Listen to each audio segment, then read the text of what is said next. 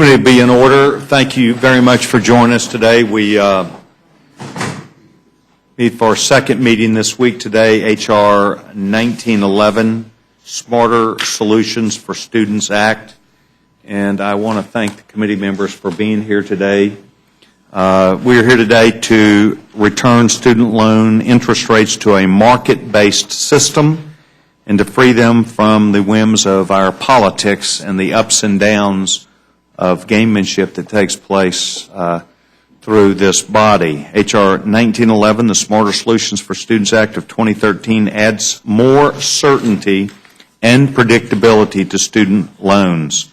Currently, student loans interest rates are dictated by short-term political fixes which create unnecessary volatility in an already complicated marketplace, especially for students and parents on limited incomes.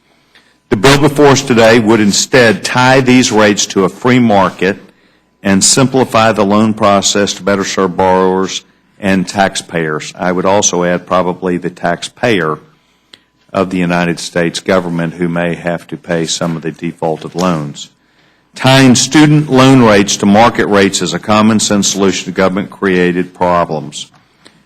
President Obama proposed a similar idea in his first year 2014 budget request, but this bill does even more to help students and borrowers save money. So we're gathering on the ideas that President Obama had, and I believe Chairman Klein is going to make them even better.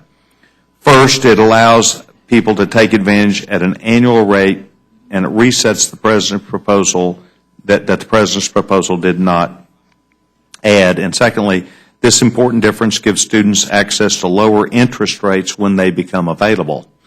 In other words, they may take out at one rate, and at some point in the future it may be better for them. Second, H.R. 1911 provides the protection of a reasonable rate cap when interest rates are high. The President's proposal did not include such a cap. As I said, the committee has done what I think is add better ideas to the President's original ideas. I want to thank our great young chairman, Chairman John Klein of Minnesota, and my colleague on the Rules Committee, the Vice Chairman of the committee, Dr. Virginia Fox, for their hard work on this important issue. This legislation was done by both these strong members of our conference, and I'm delighted that they are both here. Republicans are dedicated to ensuring that every single American has access to quality and affordable college education, and that means student loans also. By tying student loan interest rates to market rates, H.R. 1911 strengthens the federal student loan program to better serve students, borrowers, and American taxpayers, and I am delighted that both of you are here today, and I would like to yield to the gentleman, the ranking member for the committee from Colorado. The gentleman is recognized. I thank the chair, and I greatly appreciate the committee having this discussion in a timely manner. We are, as we all know, up against a July 1st date where student loan interest rates will increase from 3.4 to 6.8%. In an economy with an interest rate level, with inflation, with unemployment levels where I think both parties agree we should not be at 6.8% at this point in time.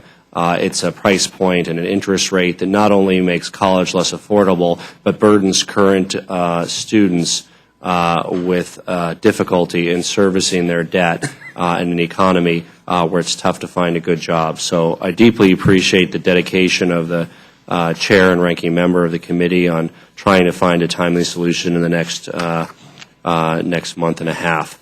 I do believe that this bill is a constructive step towards a solution. I'm particularly appreciative of the ranking member's amendment, Mr. Miller's amendment, which I hope is made in order, which amends the bill to be consistent with the President's plan. It's been stated, and I will submit to the record a editorial from the Washington Post yesterday, without objection, Mr. Chair. Objection. Which does state that the House Education Workforce Committee endorsed a quote-unquote similar policy to President Obama. So it is important to say that these are not the same policies. The Ed and Workforce Committee, frankly, has one policy characteristic that many on my side of the aisle prefer over the President's proposal, and that's a cap on interest rates.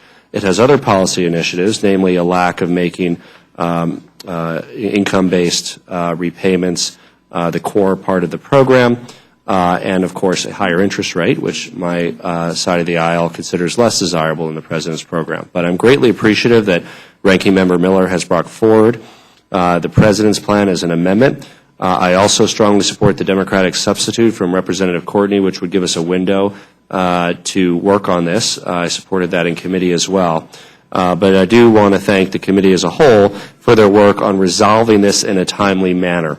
And, of course, it'll take the President, members of the House, and members of the Senate to agree on a very aggressive time frame if we are to avert something that I think most of us on both sides of the aisle feel we should. So I'm hopeful, Mr. Chair, that as we get into the testimony, you will find a compelling case to have an open rule to allow members of the House of both sides to bring forth their ideas to improve this bill, or failing that, will allow Mr. Miller's and, of course, Mr. Courtney's amendments, along with many of the other great ideas that have been brought forward by members of both parties to further build upon the committee's work. And with that, I yield back. I appreciate the gentleman's comments. Obviously, both of our witnesses that will lead today are senior members of this body. They are both not only intellectual and content leaders, they are people who well represent the teams, the parties that they represent well, and the ideas that ensue therein. So I welcome, on behalf of the committee, both the gentleman, Mr. Miller, the ranking member, and also the chairman.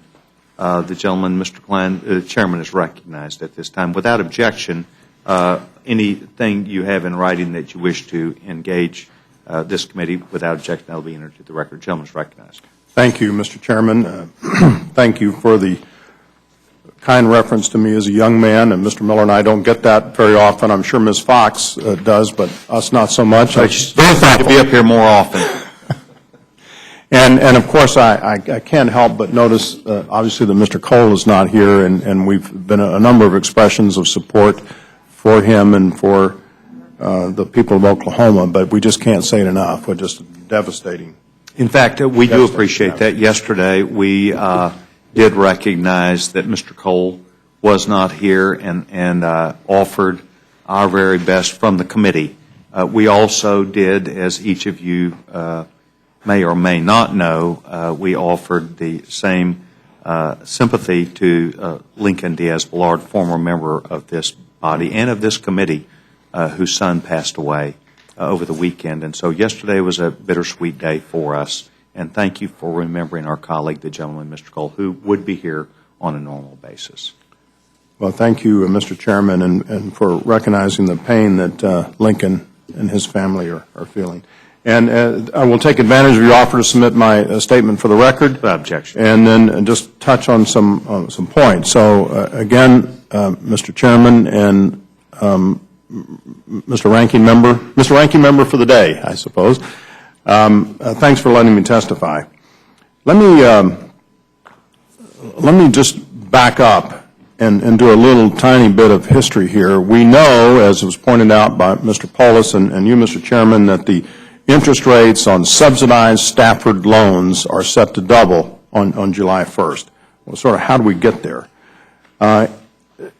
Interest rates used to be based on the free market until Congress decided a fixed rate of 6.8% would better serve students and taxpayers. This was a decision going all the way back to about 2002, I think, and fixed rates went into effect in 2006. And then we know there was a campaign promise called 6 for 06 that was made that said that those rates would be, all rates would be cut in half.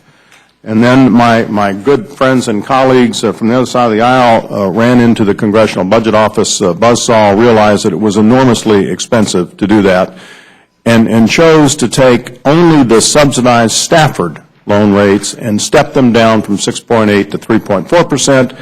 And again, it's in CBO scoring, it's enormously expensive to keep it there. So by law, it went back up to 6.8%. That was due to happen last July. And as we know, there was an election year. And so rates were, that rate for that subsidized Stafford loan was extended at 3.4% for 1 year. And I made a comment at the time, and this was a sort of a bipartisan thing. President proposed it. The Republican nominee, Governor Romney, said, yes, we're going to keep it 3.4%. Actually, nobody had a proposal for how to pay for it. It was a little over $6 billion for that one-year fix. And importantly, there was no suggestion as to what we were supposed to do this July when it was going to go back up again. And I made a comment at the time that we needed to take advantage of that year and work on a long-term solution that would put the market back in charge of determining what interest rates would be. That's what this bill does. This bill is, in fact, very narrow. There are a lot of issues that will be discussed and debated and voted on as we go forward to reauthorize the Higher Education Act, including some more discussion about income-based repayment and loan forgiveness and all of those things, which, by the way, in our bill, we leave current law exactly like it is. So the current income-based repayment system is not touched by our bill. What we did to try to be as close to budget neutral as we could get it, living in the world of the Congressional Budget Office and their modeling, was to take the 10-year Treasury and add 2.5% for all Stafford loans, both unsubsidized and subsidized. Or maybe that's the other way around. Subsidized and unsubsidized. And then we took 4.5% and added it to the 10-year Treasury for the parent and plus loans. And then it was pointed out, one of the differences from the proposal put forward by the White House and our proposal is we put caps in place so that students can take advantage of low interest rates when they're low, but there's a protection. And this, frankly, there was a lot of a call for this from our colleagues on the other side of the aisle and on the other side of the Capitol, that you put caps into place. So we've got those in place at 8.5% for Stafford loans and 10.5% for plus loans. So we think that this addresses a number of the things that the President called for in his budget, that Secretary Duncan, who testified before our committee, called for, and that is to get us out of the business of every year or two having a political debate and trying to take political argument and political advantage to set the interest rates for students, to let the market do it, to do it in a reasonable way, to allow students to take advantage of low interest rates when they're low, and to provide protection when they're high. And I am hopeful, whatever the committee rules in order here, and I'm sure there'll be some germaneness issues, but I hope that this dialogue can continue forward. It is my intention to, as the chairman knows, we're going to move this on the floor tomorrow in the House and pass it. The Senate has got to take some action so we can continue to work forward to getting this long-term solution, which Secretary Duncan reiterated yesterday that he wants a long-term solution and not to kick the can. And so with that, Mr. Chairman, I yield back. Thank you very much, Mr. Klein. Mr. Miller, you're recognized. Thank you, Chairman. Yes, sir. Thank you, ranking member. As we already discussed, in a little more than a month, the interest rates on loans for millions of the neediest students will double to 6.8%. With the doubling, those who can afford it least will be burdened with more debt. Congress must act to stop that rate increase. But rather than making college more affordable, tomorrow we will be debating a Republican bill which will make it more expensive. H.R. 1911 is a long-term fix that makes the long-term problem worse. This bill is so bad that the low-income borrower enrolling in college next year would pay more interest on her student loans under the Republican proposal than she would if the rate was simply allowed to double as of July 1. And that's not the only objection. The bill also lures students into borrowing money with a low teaser rate beginning in next year, only to see that rate on the same loan will vary from year to year, and like an adjustable rate mortgage. So the student will not know what the cost of a 4-year college or 5 years of trying to get a 4-year degree of college will be, because every year those loan rates will be adjustable. This is extremely dangerous. It's a teaser rate, and it will not last, and students will have to be confronted with those higher costs in the middle of their education. And the higher costs not only hit the neediest students, the cost of loans will rise for everyone, from borrowing from subsidized, unsubsidized Stafford loans to parents taking out a plus loan and to graduate students seeking to advance their education. What is clear is if H.R. 1911 were to make college more expensive, it's deceptive, it's dangerous, and it doesn't deliver for students. I believe that rather than rushing to raise the cost of college, we should simply lock in the current low rate for another 2 years for students while our committees undertake a thoughtful examination of our nation's student loan program and the underlying problems of skyrocketing tuition. Mind you, we've known this was coming for 3 years, and in 3 years we have yet to address a comprehensive student loan solution.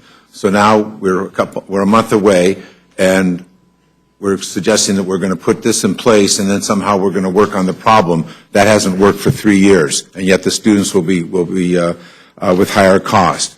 And that's what the Courtney Amendment would do. It would buy us that time, so that time is not spent at the expense of the students, but recognizing that Congress has failed yet to address this, and students should not be paying the price, while in the meantime, theoretically, we're working on a long-term solution. In addition, Mr. Chairman, I would also ask for an open rule that you make Mr. Courtney's amendment in order, and that you would make my amendment, which is to the President's proposal as a substitute to the Republican bill that will be made in order by this committee.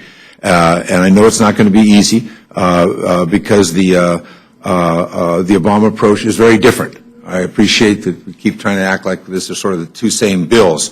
They aren't. The fact is that both proposals tie student loan rates to the 10-year Treasury notes, and at that point, the similarities end. First, the Republican bill charges students much higher interest rates during their time in college and after graduation. And in the first year, this means that students would pay 2.74% under the Obama proposal and versus 4.34% under the Republican proposal for subsidized Stafford loan. This means that students and families would save about $30 billion over the cost of over the life of those loans under the Obama proposal. Quite the opposite under the Republican bill, which extracts billions of dollars from these students in the first 5 years alone. And finally, where the Republican bill forces students into an adjustable rate student loan, the Obama proposal allows students to keep the interest rate for life on the loans that they make. The loans that they make when they go into their freshman year will be at one rate under the Obama loan for the life of that loan. The loans that they take out as a sophomore will be at another rate, and the junior will be at another rate. Under the committee's approach, the fact is that they'll take out a loan in their first year, and that loan will be adjusted in the second year, in the third year, in the fourth year, and the fifth year. So the family doesn't quite know what the cost of that college is going to be. And then in the second year, they'll get a new loan. The first year loan will be adjusted. In the third year, the previous two loans will be adjusted, and the third year will be at a higher rate or a different rate, whatever the rate is going to be, and that will continue. And so this is a very far cry from what President Obama has proposed. It's also a very far cry from stopping interest rates from doubling. On the contrary, it costs students and families more than if we did nothing. And that's what the stake that the students in this country have in the outcome of this debate. And again, there's some discussion that we're supposed to have a reauthorization of the higher education bill in this Congress, and I think that that would be a very good thing.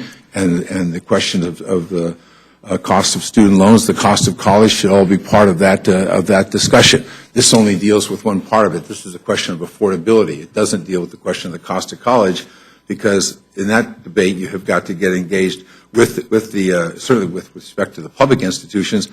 What's the state role here? We have spent more, a decade or more putting money in at the top by expanding loan amounts and all the rest of that, and the states keep taking it out of the bottom in terms of support for their own public institutions. That's obviously a game that's got to stop, and it has essentially stopped because we don't have the resources to continue to do that. And so the states have got to decide, are they going to support their community colleges, their state university systems, their state college systems, and the like, or are they just going to hand them off to I don't know what? In some states, I think they're down to less than 10% support, and in many states, it's now down to around 20% from a high of states used to support their public institutions, 75–80% of the cost of that institution. So the stakes here are very high, and for affordability, for cost, and for the ability to educate the public in an affordable fashion. Thank you very much for your time. I thank the gentleman very much for his comments. Mr. Chairman, there was a statement made about doubling of rates, and I assume, without being the expert on this, and I appreciate you being here, I assume this is because CBO sees that in our immediate future, because of the excessive spending and the huge debt that President Obama has racked up on the American people, that interest rates are going to rise and that means that student rates or that the T-bills would rise. Is that the reason why the gentleman says the things are going to double? Well, interest rates, Double because of the law. I'm sorry. I'm not sure what, the interest. Which doubling of the rates you're addressing? I don't understand. I'm sorry. You had said, excuse me, I'm sorry. Yeah. Mr. Miller, you had said that the rates are going to double, rise July 1. substantially under the Republican plan. No, I said the rates are going to double. It would be cheaper for the students if the rates doubled than to buy into the Republican plan. The rates will double on July 1, 3.4 to 6.8. Then why would the Republican plan be more expensive? When it's, That's the magic. and so of the this plan. is why I'm asking the Okay, gentleman right. who is Mr. Klein, that the gentleman, Mr. Miller, referred to rates doubling, and without me knowing or being an expert, I'm assuming that we're looking at the CBO score, where the CBO score says they anticipate that the interest or the T-bills will rise over the next few years as a result of government. In their model, yes, sir, Mr. Chairman, in their That's all model. I'm asking. In their model, those interest rates go up. It's interesting in their model that starting in about 3 or 4 years, it just freezes at 5.2%. So there's nobody alive that believes that those interest rates are going to freeze there, but that's the way their model works. And as we all know very well, we craft policy with CBO scoring, but that in no way tells us that anybody, CBO or Wall Street, Mr. Polis in committee very correctly pointed out that if you look at projections from some of the Wall Street firms for what the 10-year T-bill will be, it's entirely different than what the Congressional Budget Office T-bill is. today, Mr. The Klein? It's about 2.75. Yeah, right at 2. So right at 2, and they're projecting, Chairman Klein's going to go to 5.2? That's what they're projecting. And then That's it's my freezing. question. Why is, what is it about their projection that's going to take it right at 2 to 5 Will the points? gentleman yield for a moment? If the gentleman knows the answer, I'd love to have him help Yes, out. the CBO is predicting a robust economic recovery due to the leadership of President Obama. And so because of that economic robust... You know, Continuing to hold our breath. that could be... Again, but that is the modeling that we have to use, and there are lots of problems with the modeling. We discussed some issues in committee about how much money the government makes or doesn't make off of student loans, and it depends upon the modeling that the Congressional Budget Office uses. It's important to us because that's the pillar that we write these around, and I'll just be so bold as to say sometimes CBO scoring causes us to write some pretty bad policy, as we're trying to chase a number that is more than elusive. So I think that's what Mr. Miller is talking about. He has a CRS study, which I've got here, and I think he has a copy, that shows that with CBO scoring and with their projection of what happens to the 10-year note, those interest rates will go up. We know that when you tie student loan interest rates to the market, they can go up and down.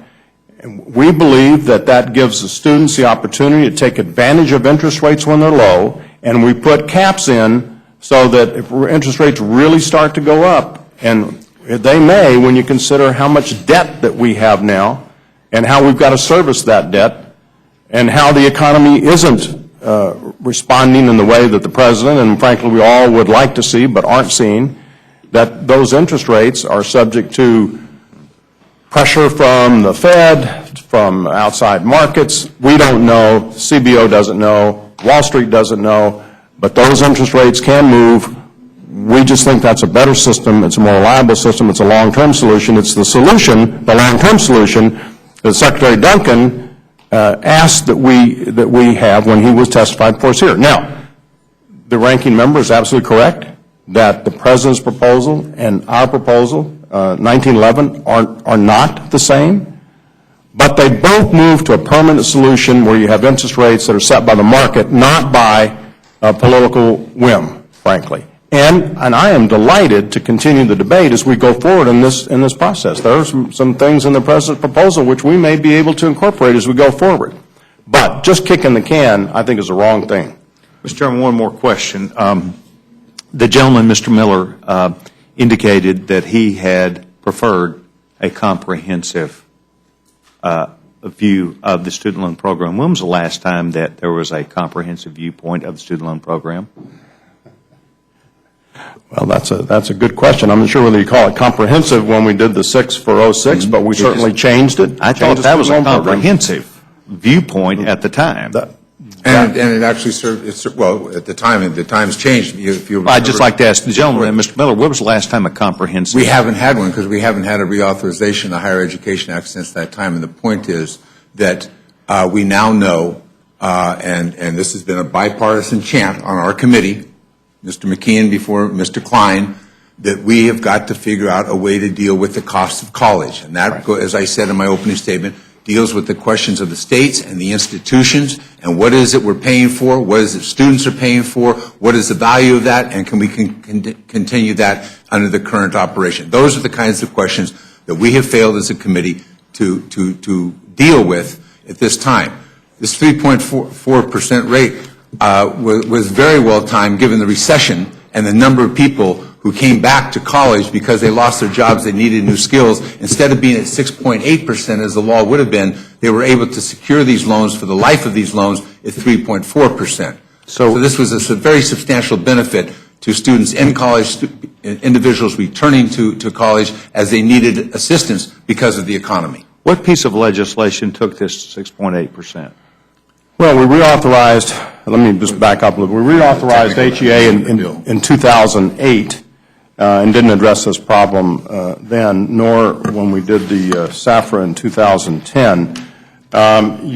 In 2007, you took up the 6 for 06 promise, which did the 6.8 to 3.4 for subsidized Stafford loans, but not for unsubsidized and not for plus loans. Well, we thought if you're going to use the money, you should use it for the people who needed it the most. Right. So that subsidized, those individuals are lower income than other borrowers. That was a very short-term proposition, marched it down to 3.4. By law, it put it back up to 6.8, and we're going to, by the proposals that we kicked this can for another year or two, we're in the same boat. So in other words, in 2000... unless the committee takes action. No, I apologize for trying to ask this question. I'm not trying to point anybody down. At what piece of legislation, 2008 or 2010, said it's going to go to 6.8? In the 2006 legislation. 2006 legislation. So in 2006, we said... 2007. 2007. So in 2007, we're going to take it from here. We're going to go to here. So we've kind of understood this for some period of time, that there's that there would be a frailty in this system. Thank you very much. Gentlewoman, Dr. Fox, recognize. Thank you, Mr. Chairman.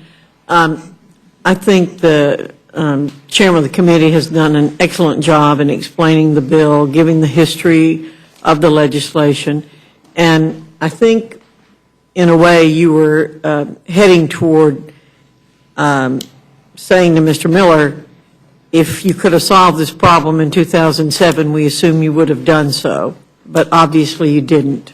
Right.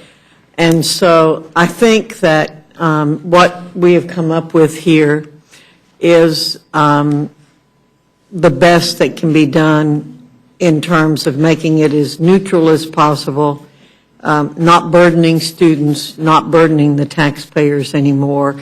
And I want to commend the staff for the work that it has done on this bill. I want to thank Mr. Polis for his support of the legislation.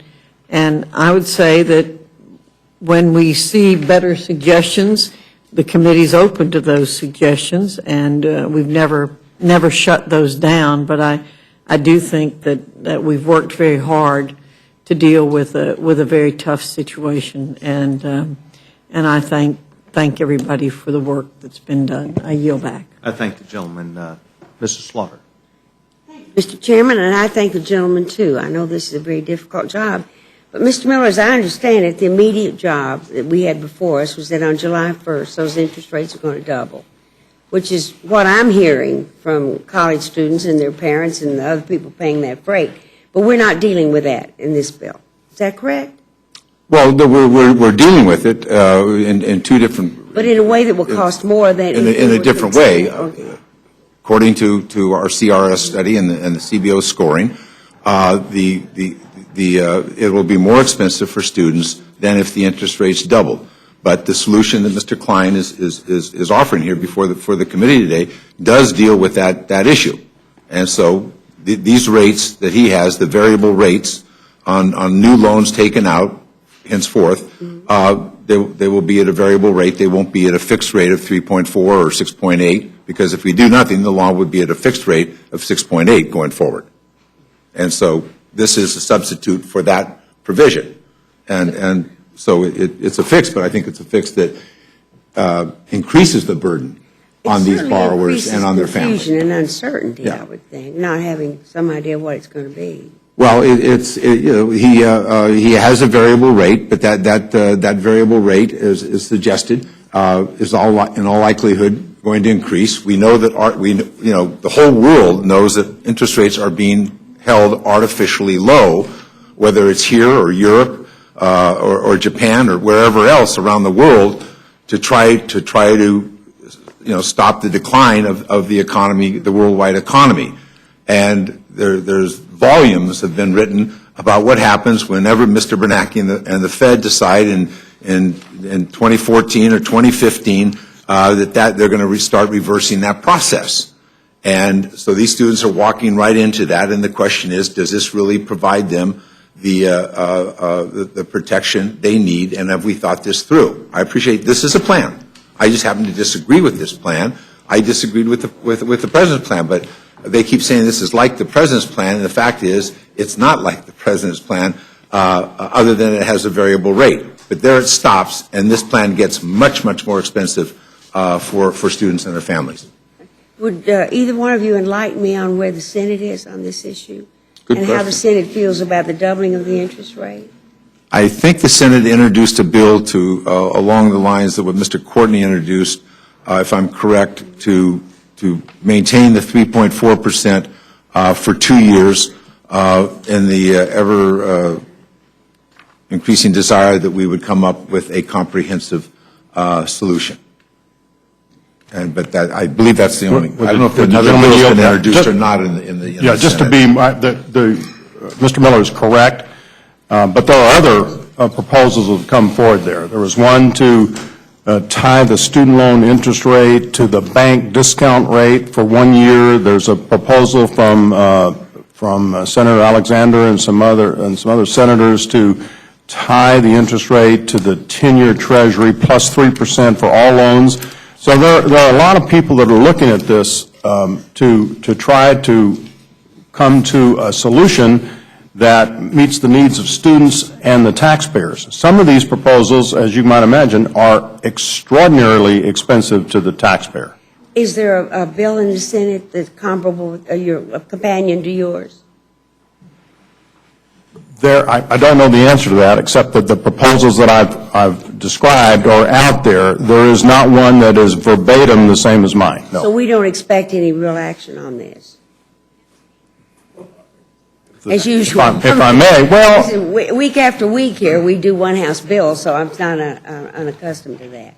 the July 1st is still July 1st. And I think there is a bipartisan, bicameral desire to do something about July 1st, to start to answer, and I would argue to definitively answer, for the long term, the question of what student interest rates. So there is motion, but one of the Senate proposals, I think it's from the majority leader, is keep the subsidized Stafford loan rates at 3.4% for 2 years, but in order to make that happen, he doesn't have any offsets, so his bill raises taxes, and that's a little bit problematic to introduce a bill in the Senate that raises taxes. So it's fair to assume that July 1st will come and go and the interest rates will double. Was that about right? Well, I don't know that. I mean, that was the assumption last year. I appreciate it was an election year, but I don't know that. We're I mean, not I think that far off that from July 1st. We're going to be out next week. Okay. I'd like to ask unanimous consent to put the statement of the administration's policy in the record. Without If objection. this bill in its present form were to come to the President, they would recommend a veto. yes. Thank you very much. I mean, again, the President's concept is very different than this vehicle is introduced, and that's why the veto message is there. So. Gentleman yields back her time, and I appreciate the comments made. I would like to say that the reason why we're doing this hearing in virtually the middle of May is to be prepared for what lies in the future. Regardless of what the Senate does, regardless of what the number of bills that they may have, I've seen really nothing in the past, not extensive knowledge, but over the last 15 or 16 years, where there was necessarily a lack of agreement to tackle this issue before it became a problem. I've seen us move several times, even immediately last year. And so I would hope that what we'd be pushing is an idea similar to what the ranking member and the chairman have, and that is resolving the matter properly, getting our ideas out, and making sure that we had plenty of time to deal with the United States Senate on this issue. Lastly, I would apologize to the gentleman of trying to suggest that we were trying to work with the President on his ideas. I will disassociate myself and not say that anymore, knowing that the Republican bill is far different than what the President proposed. Gentleman, Mr. Bishop is recognized. Many guesses. Welcome. Was I correct in hearing Ms. Slaughter say the administration is threatening a veto on this? Yes. It's amazing. It's so unusual. I appreciate you bringing that up. Second concept, I really don't, to be honest, I don't have any questions. I just want to rant for a while so I don't have to do it on the floor. 4 administrations ago, there was a study that I think was inaccurate and superficial in its views, and it was adopted by a Republican administration at that time as part of his budget. Fortunately, it wasn't passed then, but since that time, it has been slowly but surely implemented. However you pronounce the acronym FEAL, FFEL program, was a good program. That did a lot of good in my state. My state had a state-private partnership that actually helped kids. When that program was eliminated, kids were hurt in the state of Utah, and they were hurt in a way that was never been able to replicate it. Only now are they starting to come up with some kind of state partnership programs again that in some way come close to being able to assist them the way that they were assisted before that reform was finally made. I feel bad about that reform. I feel bad about the changes that were made at that time. I don't think they have actually moved us in the proper direction. I appreciate your comment about how states have sometimes gamed the system. I know there are some states that looked at our Pell Grant numbers and simply raised their own tuition to match the Pell Grant increases. I won't mention any states, like California, but who did those kinds of gamesmanship. And I find that's an appropriate, an unappropriate kind of byproduct of the federal intermingling of this particular area. So I want to thank you for actually bringing this bill forward. I think you're starting to move the ball forward in trying to bring some kind of certainty and some kind of resolution to the process. But I still am frustrated that what we had before was better, and I wish that there are some ways we could turn back the clock a good 20 years and start over again, and we would end up in a different place than we are right now, and I feel very frustrated with that. I'm frustrated for the fact that the programs that we were doing very successfully in Utah were not allowed to go forward because of congressional action. I'm frustrated that my kids never qualified for that, and I still have to write checks for their tuition. I am really frustrated with that point of view. But with that, I want to thank you for at least starting us down a road of reform. I think I agree with everyone. This is not the ultimate total answer, but it is a good movement towards what I hope would be a long-term solution that would be a good answer, and I think it moves the ball forward, and I thank you for coming up there. That's the end of my rant. Unless you would like me to rant longer, I can more than happy to do so. Gentleman yields back the rant. Gentleman, Mr. Montgomery is recognized. I want to thank you both for being here. We need to do something about this issue. I mean, when I hear from young people, who want to go to college, their biggest issue is affordability and the debt they're going to accumulate and whether they can afford to manage that debt. I think anybody who wants to go to college and get into college ought to go, and nobody ought not to go because they can't afford it. And I hear, in a bipartisan chorus all the time that education is absolutely key to the strengthening our economy and to the future of our economy. Yet, in order to get that education, it has become, it is expensive. And the gentlelady from New York submitted the Statement of Administration Policy. For the record, I just want to read one part of this, because when I talk to my students and my potential students, I mean, they do worry about interest rates and the fluctuation of interest rates. There's a big difference if you get a low interest rate or if you got a high interest rate. And the administration says that one of the reasons why they oppose this bill is because it would not guarantee low interest rates for today's students. A rate that continues to vary after the loan has already been taken out would create uncertainty and lessen transparency for students and their families who are making decisions about borrowing for college. It goes on to list a whole bunch of other reasons here, but for the people that I talk to, that's what it's all about. I mean, they want to know whether they can afford this and whether they can manage the cost of a college education. And so we ought to be figuring out ways to keep the interest rates as low as possible. And so I fear that, again, I think everyone's saying now that Mr. Bishop said this is not the end all, but I fear that this bill is not going to do what we need to do, and that is to give young people the certainty, and even some older people the certainty, to be able to get the education they need to strengthen our economy. So I agree with what Mr. Miller has said, and Gentlemen, yes, I have to deal. I just say, there's no shortage, because of my service on the committee, you look at these journals all the time, and there's no shortage from all of the financial institutions and from the various college associations and others about getting families to focus on what's this 4 years going to cost you? Right. And what's this going to mean to your future? And can you manage the debt afterwards, and however families apportion out these responsibilities? And this takes that predictability out of it. And that's the thing, because these loans are adjusted all the way through the process. We went through this in the home loan market. Right. People said, oh, yeah, you can afford this at this rate.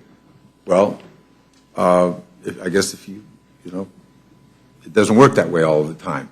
And so I think we have to be very careful about the variable rates. Yes, this is maybe a better deal for the taxpayers, but it's not a better deal for students and their families who are trying to acquire this education. And this comes at the same time when people say, well, the rising cost of education, it's not worth it. Should they really go to college? As you see all of these columns, is it really worth it? Well, the fact is that, yes, you earn a better salary after you finish college, and you get a better job retention, and you have a better chance of being hired in time of high unemployment than if you didn't go to college.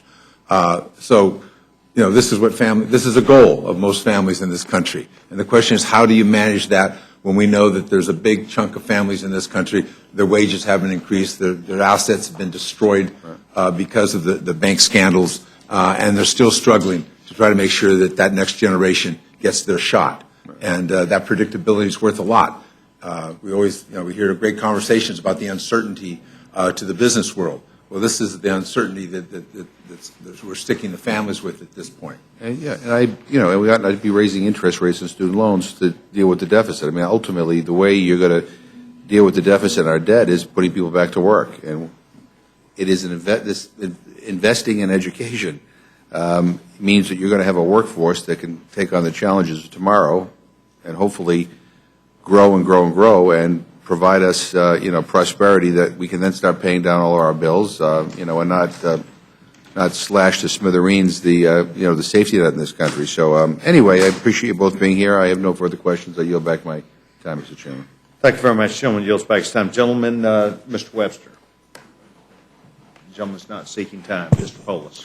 Thank you, Mr. Chair. And, I think part of the problem here, there's been a lot of discussion about how markets can be unpredictable, and the flip side of that is, of course, politicians can also be very unpredictable, and we are being very unpredictable here. T-minus 39 days, and we're talking about a 2x potential increase. So we are doing a better job providing uncertainty than, frankly, the markets do. It's theoretically possible the markets could double interest rates in 1 month, but it's rare. We are very much facing that prospect. So, frankly, I would love to get it out of the hands of politicians. Provide a mechanism that protects our neediest Americans to afford college. That's why I strongly support the Miller Amendment. I hope that it's made in order. It's cost neutral. It would ensure that borrowers don't have to pay more than 10% of their discretionary income on loans. In looking at the Statement of Administrative Policy, one of the issues that they cited is they worry about imposing the largest interest rate increase on low and middle income students. And I wanted to ask our ranking member how moving towards income-based repayment, as his amendment contains, would help protect some of our neediest students from rate increases.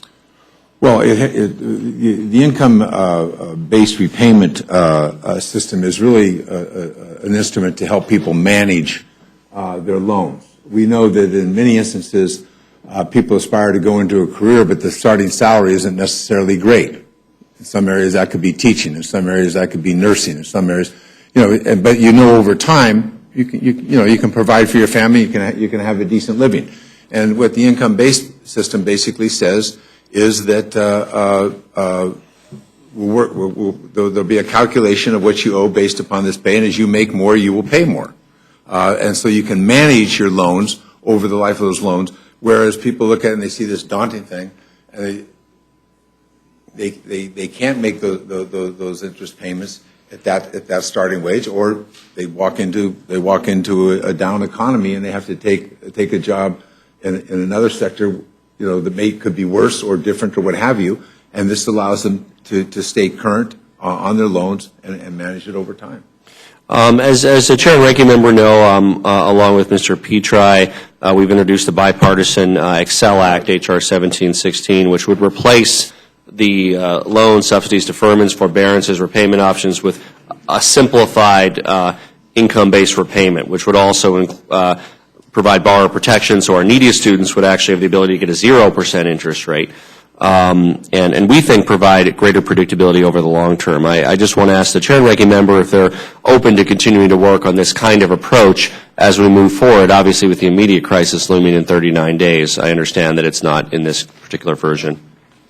Mr. Chair. We are interested in looking at that. As you pointed out, the Vice Chair of the committee is one of your co-authors, co-sponsors. But again, when we look at a number of issues as we go forward to HEA reauthorization, this bill is narrowly focused on determining how the interest rate is set. And income-based repayment is a factor in this, but it's not setting the interest rate. Ranking Member. Yeah, we heard this suggestion you're talking about, and we had a hearing where we heard a number of different suggestions dealing with different segments of the borrowing population, and whether you're in graduate school or not. So we had the hearing, and what? We're here trying to deal with the bill because we have a deadline coming. I don't get that legislative process, but that's kind of where we are. And it is again unfortunate that we as politicians can't provide some greater degree of certainty than, again, a 2x factor of uncertainty here in a 39-day period, a degree of uncertainty that would put markets to shame, that we, in fact, are providing. I do hope that we can find a way to avert it. I want to comment briefly on some of the discussion of interest rates that the Chair discussed with our witnesses. There are vastly different estimates of what future interest rates will be. The truth is nobody knows what interest rates will be in 6, 7, 8 years. There's factors, and I actually had the chance to meet with Mr. Elmendorf earlier today and ask him some questions about this topic, but it's everything from the robustness of the recovery of the economy to our ability to constrain our deficit to external factors in the global economy, and nobody knows. CBO has one set of numbers. I've also asked and gotten numbers from Goldman Sachs, from J.P. Morgan, from others in the private sector. Some numbers show borrowers saving money over the entire 10-year period under this bill. Other numbers show it costing borrowers money in the out years. What is agreed upon universally is it saves people money over the next few years. So at least in my mind, it creates a window to talk about some of the other things that have been brought up, like income-based repayment, earnings contingencies, perhaps delving into a better formula for interest rates. But here again, T-minus 39 days, as somebody who represents a district with two major universities, Colorado State University, University of Colorado at Boulder, I hope that we can find a pathway as the Washington Post editorialized, that this can be a step towards working with the Senate, working with the President to avert a doubling, an imminent doubling of student loan rates over the next in 39 days. And I applaud the chair and ranking member for both working on this issue. I'll go to Mr. Miller. Well, I would just say, you know, the idea that different people have different estimates of interest rates, therefore nothing really, we don't really know. The fact of the matter is that every day billions of dollars are bet based upon forecasting, whether it's the Fed winking an eyebrow, or whether it's Goldman Sachs, or whether it's CBO. And in CBO's process is to look at these other forecasting. What are they saying about this? And one of the reasons that interest rates level off, because they simply say you can't go beyond that route. You can't, you know. So this is their best estimate in the near term of what would take place. But you can't say, well, you know, everybody has an opinion, so nothing, we don't know, so we'll just do this. This is not better for students in the short run with this variable rate. This is not better. How do you define short run? Well, take them over the next 5 years when they get out of college. I don't know anybody who thinks that interest rates are going to be. According to all these loans, yeah. The loan this next September gets recalibrated at the interest rates following September, and again the following September, and again the following September. Right. According to the CBO numbers, it would be better than the baseline until 2017, if I'm reading it correctly, because the 2016 number would be 6.7%, slightly below 6.8. So, I mean, is that correct that even under the CBO baseline, it's better until 2017? Yeah, but they don't start repaying until the following. There's a lag. I mean, it depends. We're talking about different years in college. Yeah. That's the calibration. And again, and I also point out what Mr. Miller articulated as well. All of the estimates, CBO, Goldman, they all flatline after as short as, you know, anyway, 3 to 5 years from now, they flatline. And so, again, what that means, not that anybody's predicting they're going to stay exactly the same for those out 5 years. That's not what they're predicting. They're basically saying that we can't predict. Again, there is an urgency in the next 3 years, 4 years, again, whether it's through 2017, you can argue, you know, because of the lag effect, it's a different incoming class. But there is clearly a need over the next several years to do this. And frankly, again, I hope act upon some of these ideas that on both sides of the aisle we have to help ensure that our neediest students can afford college. And clearly, a doubling of rates to 6.8% does not help our neediest students, A, afford college, or B, be able to deal with the burden of debt that they will leave college with, which will make it very difficult to be able to rent or mortgage buy a home or any of the other things that they need to do. So, again, with 39 days, again, I hope that if the House passes this, that hopefully the Senate can pass something. Hopefully we can get an agreement with the administration. But, you know, obviously time is of the essence here. I realize it came down to the wire last time.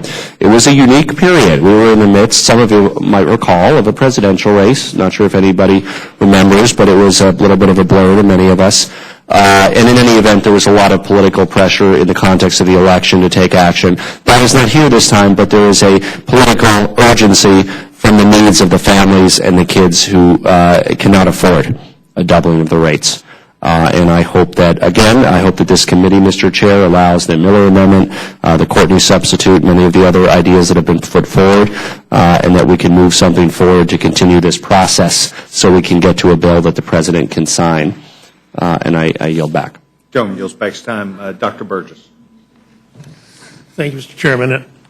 I need to ask a question, and this may not be the correct place to ask it, but I feel like I must because it's come up several times from constituents in the past several weeks. What are we doing to protect families from fraud, inappropriate transfers of dollars? I had a woman come up to me back home where a daughter had gotten access to a PIN number and taken out large dollars of loans, and now that mother was essentially a cosigner for that note. And then in Dear Abby last week, there was a woman whose husband had taken advantage of her in a similar situation. So I'm just a simple country doctor, but it seems to me that anytime we make vast amounts of federal dollars available with minimal sort of oversight, that they somehow get diverted. So what are we doing to keep that from happening and to protect the people who are relatively innocently being drawn into these financial arrangements that are beyond their control? And I'll accept an answer from either one, or if you want to have someone from the committee get back to me, that's acceptable as well.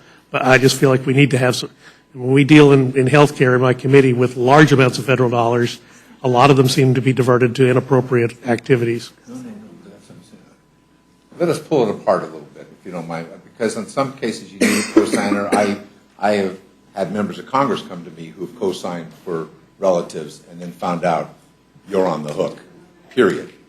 That is unlike a lot of other situations where you might be able to cash out that debt or for whatever. No, and so I don't know if that's really fraud. It's are you paying attention? You know, a person came to me and said, I want you to do something about this, and they went back and checked what they did, and they kind of said, geez, I guess I just wasn't, thinking. But one of them's going to pay off that debt. Would the gentleman yield? I mean, I think that he's made a good point. You have to kind of pull it apart because you have different kinds of loans here. You have, for example, for the Stafford loans, there is no cosign. But then you've got parent loans that's in a different situation. And we have different interest rates for those and different caps for those because they're different. Part of what matters is who's servicing the loan, who's watching this stuff. That does matter.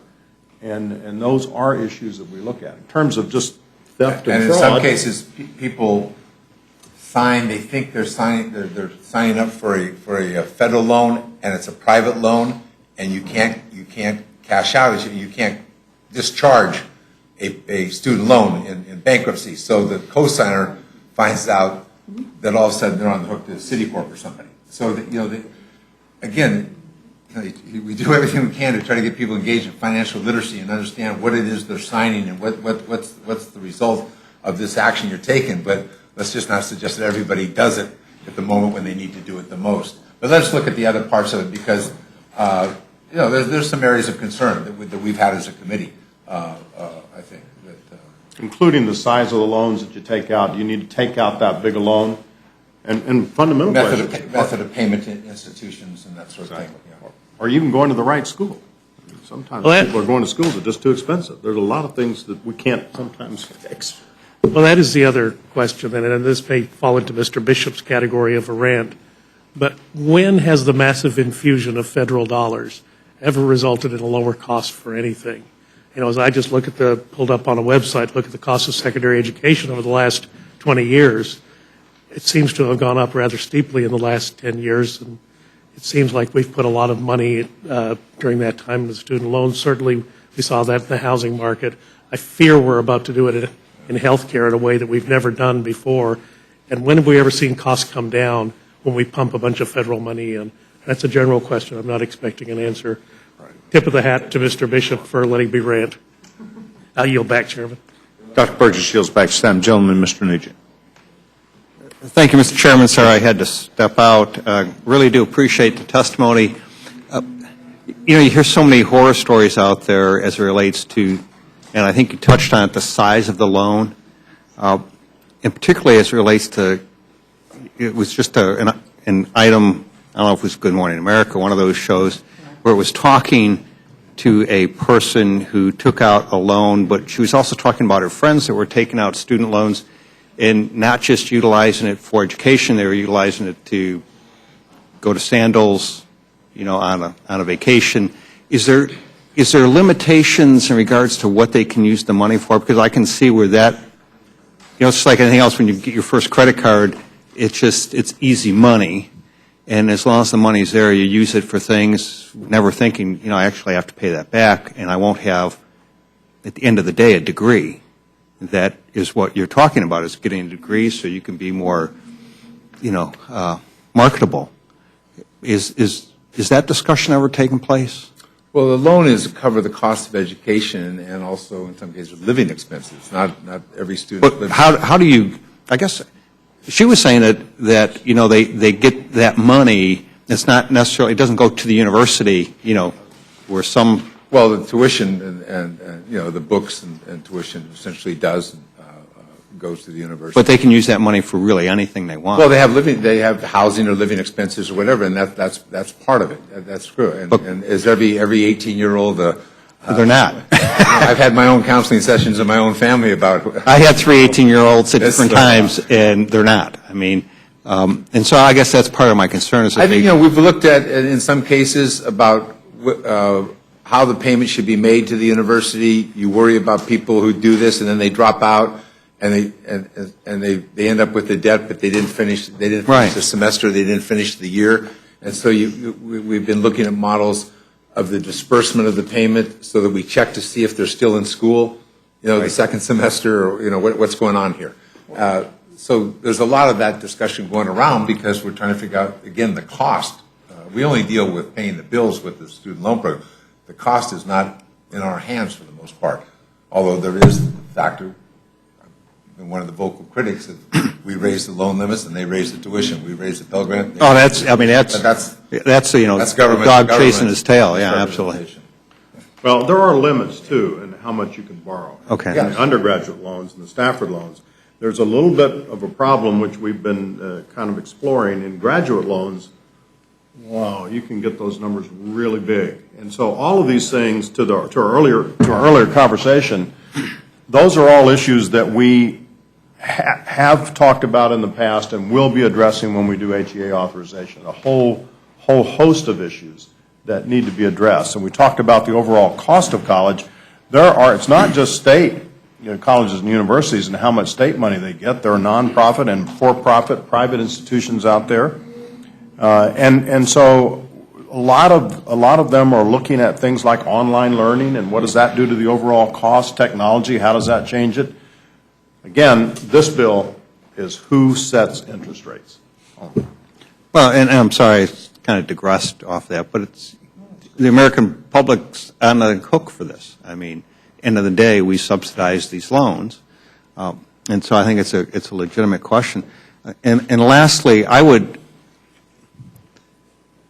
very happy that you have this forward, because I think it does put the Senate in a position where they have to do something.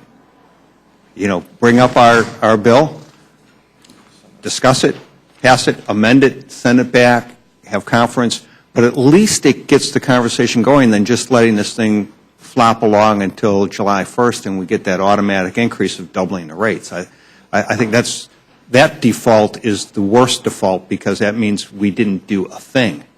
And at least this does force conversation, which I think is a good thing, and it puts some pressure on the Senate to not let that July 1st just come and go.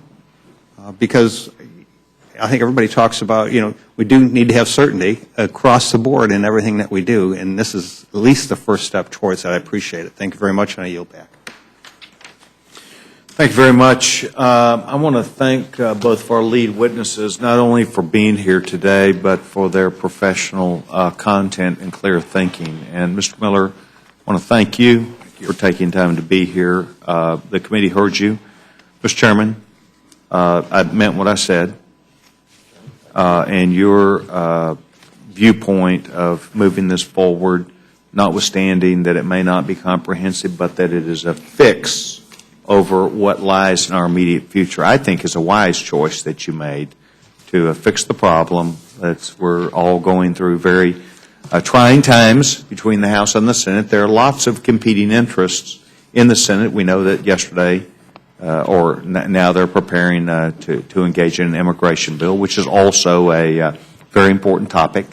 And so I think the gentleman was wise enough not to tackle more than we could chew. Thank you, Mr. Chairman. So I appreciate you taking time to be here today, and both of you are excused. Thank you very much. Thank you. Committee would now welcome the next panel, and I obviously see the gentleman from South Carolina, Mr. Rice, if he would feel free to come up here. Mr. Courtney, I'm delighted that you were here, and I also see Donna Edwards. Ms. Edwards, if you would join us. and we will make room for the three of you. I am expecting perhaps two other members, but have not been advised as to their location at this time.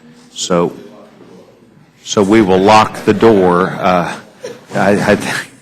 think the gentleman's suggestion is appropriate, and I'll take that under advisement. Until that period of time, I want to thank all three of you before appearing before the Rules Committee today. As you know, this committee counts on your not only clear thinking, but your ability to come and present your ideas. We're open to what you say. The committee is interested in this issue and has heard about this issue for a number of years. Without objection, anything you have in writing will be entered into the record. And at this time, I would encourage the gentleman, Mr. Courtney, to lead the testimony at this time, and the gentleman is recognized. Great. Thank you, Mr. Chairman. It's good to be back. Yes, It hasn't been long, and once again, I applaud the hard work that the people on this committee do. It's spent enough time now in the last couple of weeks to really admire the commitment that all of you had to make to the process. I just want to pick up really quick. Well, first of all, my amendment, which was mentioned earlier by Mr. Miller, is an amendment which recognizes, in my opinion, the reality of the fact that we have 39 days left, a 10-day recess, hours away. The Senate, as you mentioned, is taking up immigration and the Farm Bill. Senator Reid announced that they're going to be, again, beginning floor action on the Farm Bill in the next 30 days or so. And with the doubling of rates close at hand, my bill would do a 2-year extension paid for. Again, this is an extension of the lower rate, 3.4%. CBO can score it precisely because of the fact that it is a fixed rate. And it would allow the, in my opinion, regular order of having a higher education reauthorization bill, which incorporates not only the issue of Stafford student loans, but also the future of Pell Grants, the future of Perkins loans, the futures of income-based repayment, which was discussed here, the whole issue of refinancing debt, which, again, there are huge obstacles for families and individuals to refinance student loan debt, dealing with information for high school students so that they have better disclosure when they make a life-changing decision about which college they go to. I have a daughter who just did that a few weeks ago, and a son who just graduated last year. So, this is, again, almost the equivalent of buying a house now when an individual makes that commitment to go to school. When you look at right now the number of bills that are swirling around, and it was discussed earlier, by my tally, you've got Warren Tierney, Coburn Burr, we have Mr. Klein's bill, Klein-Fox, we have Reed Tierney, we have Petrie-Polis, Hakeem Jeffries has a bill. Again, my colleagues are here today with other ideas. I mean, the good news is there's a lot of people who are thinking about ways we need to solve this. But what I think is really alarming about moving forward with the base bill here is that we're grappling with a problem that was created in 2002. That's when the Budget Reconciliation Act established a 6.8% fixed rate and the baseline for the Stafford Student Loan Program. And I would remind Mr. Nugent, the student loan program is not subsidized by the taxpayers. Even with an 8% default rate under the Stafford Student Loan Program, with the interest rate payments that are coming into the federal government, and CBO has scored this year in and year out, student interest payments under the Stafford Student Loan Program is a net cash plus for the federal treasury. Last year it was about $50 billion. And again, think about it, with a 91% repayment rate under the Stafford Student Loan Program plus interest, the fact of the matter, these are not grants. This is not welfare. These are loans that are paid back. And to the extent that we have to, when we cut the rates, that it creates a budget problem, it's a scoring problem for CBO because of the baseline that was created in 2002 when 6.8% was built in, again, to our budget. So every time we try to go below 6.8% with either my bill or with Mr. Klein's bill, the fact is you've got to find a pay for. Mr. Klein's bill is paid for. No question about it, because in the out years, they're looking at interest rates that are higher than 6.8%. So basically, it's 6th and 7th graders who are paying the pay for on the Klein bill. I think we can do better than that. And again, I am not religiously opposed to variable rates or a market-based system. I think the President has some good ideas in his bill. I think Mr. Klein has some good ideas in his bill. He has a cap in terms of how high the rates can go. President Obama doesn't. Obama's bill has a fixed rate, though. In the year you take it out, it doesn't reset, as Mr. Miller mentioned, the Klein bill does. Again, the point I'm simply making is that there's lots of good ideas on both sides of the aisle. We need more time than we're going to get in the next 30 days. And if we pass a bill that builds a baseline for the next 10 years, we are condemning future Congresses to this exact same problem that we've been dealing with since 2007, when we cut the rate to 3.4%. Again, I think that, with all of this work that members are doing, the fact is we can do an outstanding Higher Education Reauthorization Act, which is a 5-year plan. We're a year late in terms of doing it. I was around for the last one. And again, it was a great bipartisan process. But we need to be looking at ways to track loans and to make sure that there's integrity in programs, that Pell Grants are not being subject to fraud and abuse. There are a whole host of problems that the Higher Education Authorization Act can get its arms around, because again, the problem of higher education access is not just Stafford loans. We have to look at this comprehensively, and we're not going to do it in the 30 days when we return after the recess for Memorial Day. Again, the Senate at this point is doing immigration and the Farm Bill. Anyone who thinks that there's going to be a thoughtful, comprehensive process in the next 30 days to avoid the doubling of the rates, in my opinion, has far too much confidence in the House of Lords. I don't share that confidence. And the thing about my bill is it passed in 2007 with a strong bipartisan majority. Last year we extended it with a bipartisan majority. The first bill was signed by George W. Bush. Last bill was signed by President Obama. The fact of the matter is both parties have a history of again, protecting this lower rate. Let's do that, and then let's do this right. Let's be thoughtful and careful. And Mr. Bishop, your comments about, how careless that change was back in the 90s. I mean, we're really about to repeat that by rushing to a bill that, again, is not a 1-year, 2-year bill. This is a bill that is going to create a baseline that is going to haunt the Congress for many years to come. And with that, I, again, would ask you to consider my amendment at the time the Rules Committee considers. Thank you very much. Ms. Edwards? Thank you very much, Mr. Chairman, Ranking Member Slaughter. I don't come up here often, but I'm here today because I feel incredibly passionately about what the eventual outcome might be for our students, for those who want to gain access to higher education. And we know that to attain a college degree creates expanded opportunities for students and for families all across this country, and that I think we share the view that an access to quality and affordable education is really critical to workforce demands and to our global competitiveness. And this comes at a time when here in this country we've dropped from number 1 to number 12 in the number of college graduates, and college costs are increasing, and 2/3 of our graduates take out loans with an average debt of over $26,000. This is just not a recipe for survival in the 21st century, not when you have competition across the world where students are charged with getting good jobs, they want to pay their debts, and they want to build their lives. This summer we have to make another decision. I think, as my colleague Mr. Courtney has pointed out, Mr. Miller, that the importance of not rushing to a decision, I think, is really critical, lest we make another mistake that we all have to live with. The scheduled increase is going to cost students $1,000 more for 103,000 students just in my little state of Maryland, and that's more than 7 million students nationwide. And so I would hope that, in an ideal setting, that those of us who agree that we're facing a tremendous challenge with educating our students and making sure that they can pay for their college costs, that we take a deep breath so that we look at this over the long term and not just make some short-term fix that really isn't going to solve the problem. I know that for families across the country, it's a burden of adding thousands of dollars of debt that's really not workable. And so I proposed my first amendment, which would reduce the caps for Stafford loans and PLUS loans in the underlying bill to 6.8% and 7.9% respectively. In 2007, of course, as Mr. Courtney has pointed out, Congress recognized the burden of student loans and cut them in half. I don't know that that's a workable arrangement either. My second amendment would further reduce that cap, particularly for Stafford loans for students who are pursuing degrees in science, technology, engineering, and math to the 3.4%, which is the current rate.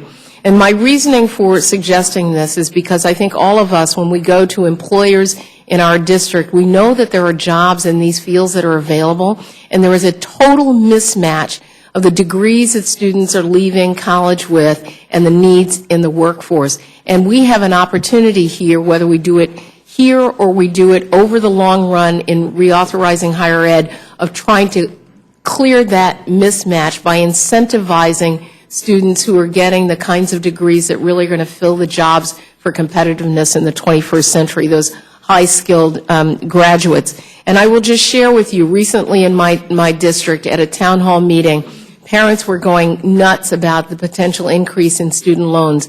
Grandparents were talking about their grandchildren living with them because they weren't able to find a job, but they'd done every single thing that we asked them to do. I asked one grandmother, what is it that your student, your child, your grandson majored in? And with all due respect, and I love all of the fields, but the grandchild majored in philosophy, which in our environment of technology jobs were available was not going to be a job that he was going to get that would allow him to move out of his grandmother's house and to pay back his student loans. We must fix that mismatch, and the mismatch is growing even more greatly. My amendment would help to deal more equitably with the imbalance, with this mismatch between the workforce needs and the degree with which students graduate. And as we talked briefly about the move toward immigration reform, one of the keys there is making sure that we continue to educate the best and the brightest and that they stay in the United States. But what about all of the students who are in our lower schools, in our colleges and universities, and making sure that we incentivize them to get degrees that are going to allow them also to compete in the workforce, even as we expand, open our doors to those who we educate from around the world. Indeed, I think my amendment is in fact a market-based approach to this problem of this imbalance, and so I would encourage you to consider it. And I will say lastly that I grew up in a military family. I was one of 6 children, and my parents, like people all across this country, basically did a patchwork quilt to send us to college. It was, and they couldn't afford to, just pay out of their pocket on an enlisted salary for all of us to go to college, but they valued our education. And what they did is what parents do all across this country, and they do the patchwork, and it is loans, and it's grants, and it's scholarships, and it's work like I did, work all through 4 years of college. But even with that and going to graduate school, I ended up with about $100,000 in student loans. I figured out that about a quarter of that was actually attributable to what I describe as the cottage industry that was in place, that was really, I think, taking advantage of me because I had to borrow that money. Eventually, I ended up paying it, but not without a great cost, not without the cost of sacrificing, saving for retirement, investing in my home, making sure that I could send my own son to college. This is what our students are facing right now. And the fact is, I've only been in this Congress since 2008. I paid off my last student loan. I wrote the check for my last student loan a month to the day before I was elected to the United States House of Representatives, and just before my 50th birthday. This is the kind of burden that our students across the country are saddled with. And I dare say that although I feel really fortunate to have been able to get through that, I don't want another generation to have to bear that kind of burden when we can do something about that and allow all of those thousands and millions of flowers to grow that actually contribute to the value of this country, contribute to our tax base, base and take those jobs that are going to propel us in the 21st century. I think we have an opportunity to do those things. I think we should be very thoughtful about doing it and coming up with meaningful solutions that aren't going to saddle those 6th graders and 7th graders with the debt and the burden that we've saddled this last generation. And with that, I would urge you to consider my amendments. And most importantly, I would urge us to be thoughtful in the long run about what it is we're going to do to educate this next generation. And I thank the chairman. Thank you very much, Congresswoman Davis. We have made room at the table for you. Feel free to come to, if you'd like to, Ms. Edwards, right, and I would welcome you without objection. Anything that you have in writing will be entered into the record. The gentlewoman's recognized. Gentlewoman's recognized. Great. Thank you. Thank you very much. Mr. Rice is from South Carolina, and I'm from Texas. We think women go first. Thank you, Mr. Chairman.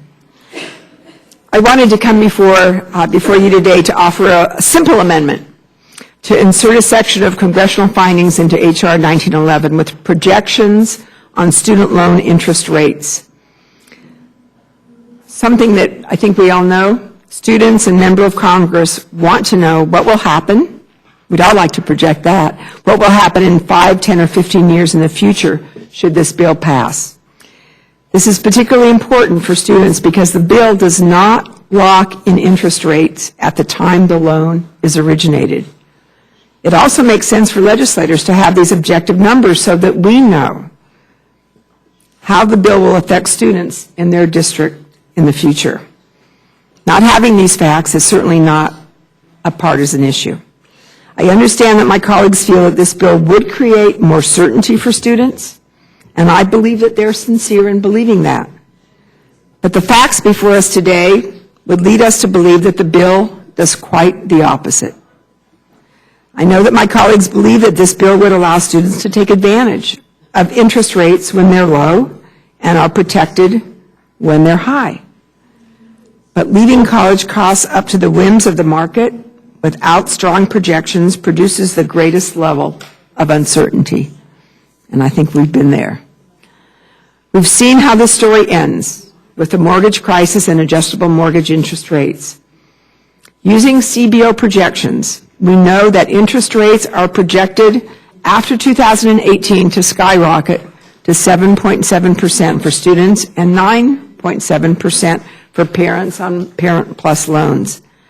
That's because interest rates are being held artificially low today, and they're expected to skyrocket as the economic recovery continues.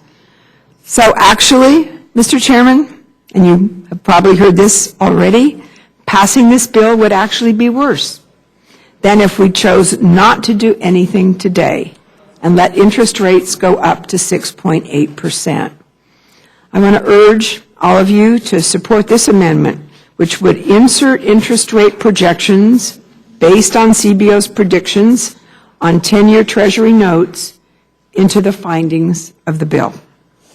We have relied on CBO as the official scorekeeper for a reason. We need reliable, objective data to base our decisions on. Right now, we're all very much aware. We're up against a July 1st deadline, and both parties agree that students deserve better than an interest rate hike that keeps college out of reach. But we shouldn't make a bad decision in haste, especially when action that we take today in passing this bill would make things worse for students than if we did nothing. We all deserve the transparency that making a decision and having good information brings. This decision would affect millions of students across the country. We can't legislate looking a few days or a few months into the future. We need to know the effects of policies in the middle and the long term. And that's why I bring forth this amendment. It's straightforward. All it does is urge the committee to allow for the consideration of this amendment on the House floor. Thank you, Mr. Chairman. Thank you for your time. Gentlewoman yields her time, and thank you very much. We appreciate you being here. Now I'd like to make sure that the gentleman, Mr. Rice, who has waited so patiently for several hours and who has been a gentleman who I could count on, that is recognized. Mr. Chairman, it is quite exciting to sit before my first congressional committee. It's probably very good to me to sit on the other side of the table for once, and I appreciate very much your time and attention. I have 3 sons. My oldest is 28, middle 26, youngest 24. All of them have graduated from college in the last 5 years. None of them have any student loan debt. So we're very fortunate in that regard. But I also recognize how very difficult this economy is and how very difficult it is to find a job in these tough economic times. I totally am in favor of the free market approach. I don't think even what's proposed without my amendment gets us there, but it gets us closer. The thing that I object to, and my amendment attempts to correct, is the spread. The proposed adjustment would be the Treasury bill rate plus 2.5%. And banks, I think, typically charge cost of funds plus 2 to 3%. And I don't know that there's anything that requires the federal government to get the rate that banks do. I think that even by dropping the spread a little bit, I propose a 1% drop, so that would be the cost of Treasury bill plus 1.5%, would keep the interest rates where they are today. And everybody expects interest rates will rise, but they haven't risen yet. In fact, I just got my home mortgage new payment in the mail, and my interest rates have dropped. And I don't know that it's really fair to raise interest rates on students today when interest rates haven't gone up generally today.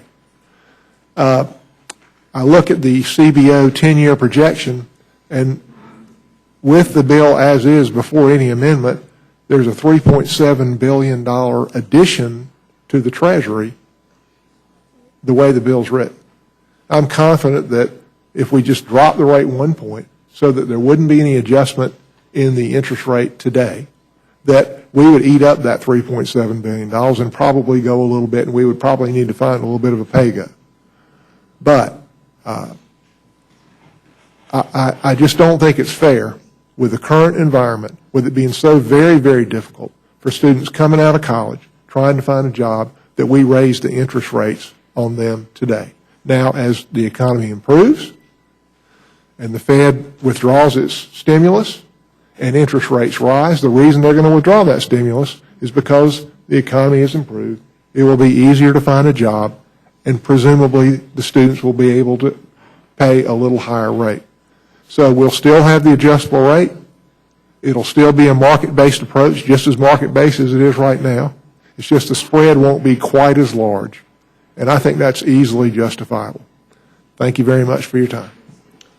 Appreciate the gentleman being here. I've heard all 4 of you with your ideas, and as best I can tell you, not to take on Ms. Edwards, because I don't believe in that it's, I'm trying to do that, but I always found that from all the students that I knew, that even if they did want to study philosophy, if that's what really got them going, they would do better in the marketplace. I have probably 13 or 14 fraternity brothers that are preachers, and many of them started out as philosophy majors, but I tend to find that even if it's recreation or philosophy, that if a student has a chance really to go do what they want to do, they can still make it in this country. Mr. Chairman, I want to say that I fear Ms. Edwards has committed perjury before this committee because she said she was 50 years old. Well, I just don't believe it. It's real perjury because I'm almost 55. And Mr. Chairman, I just want to say I'm not disparaging. Yet I had a liberal arts education. I think that it's really important for young people to live and do their passion. But I do think that when we talk to our employers across this country, they will tell you that there is a tremendous mismatch in the skill set that students are coming out of school with. Combine that with their debt and the workforce, and we have to figure out some creative ways that we can decrease that mismatch for our employers and for our economy. Well, and we do still need philosophy majors. Look, I'm a Texan, but I tell you, if you can graduate with degree in philosophy, you can probably qualify for about 90%, 95% of the jobs in this country, as opposed to recreation, you can probably qualify for about 2% of the available jobs in this country. So I don't want to take on anybody. All I'm suggesting is I find that seeing a vast number of students that I'm aware of, they do better when given an opportunity to meet the match that they might have based upon what they want to do, perhaps the rest of their life. The point's still well made, except if we're going to tell people what they ought to do, that'll change too. Because what is hot today may not be hot tomorrow, even though we could look ahead and see healthcare and a lot of other things. But it's just a comment that I tend to advise people, go do what really you like doing, that excites you, where you could really be great at it. And I think the other part of the coin is where you can take care of yourself and pay back your bills too. So I recognize that. Gentlewoman, Dr. Fox, recognized. Mr. Chairman, that's another area that you and I agree with. I used to advise students at Appalachian State University for about 15 years, and I would have students come in and see me and say, tell me what to major in so I can get a good job. And I used to say exactly the same thing that you're saying. Major in what you're passionate about. Right. You'll always be able to get a job if you do what you're passionate about. Don't do what your parents tell you to do. Don't do what the trend is at the time, just because business majors were so big and everybody wanted to go into business. Anyway, I agree with that. I also agree with Congresswoman Edwards' comments that we have a terrible mismatch in this country between what employers are looking for and what colleges and universities are helping students learn. And this is something the Education Committee has been struggling with. Ms. Davis will tell you we've had some hearings on it. There's some great books out there that have been written to show that our students' actual cognitive and analytical skills are getting worse the longer they're in college. They certainly aren't being helped by being in college. And so we're really struggling with this issue. The skills bill, which didn't get very much support from your all side of the aisle, was very much trying to look at that issue where we would match up the workforce development programs with what employers wanted. And that was what that effort was all about and is all about, because we think there is a huge gap out there.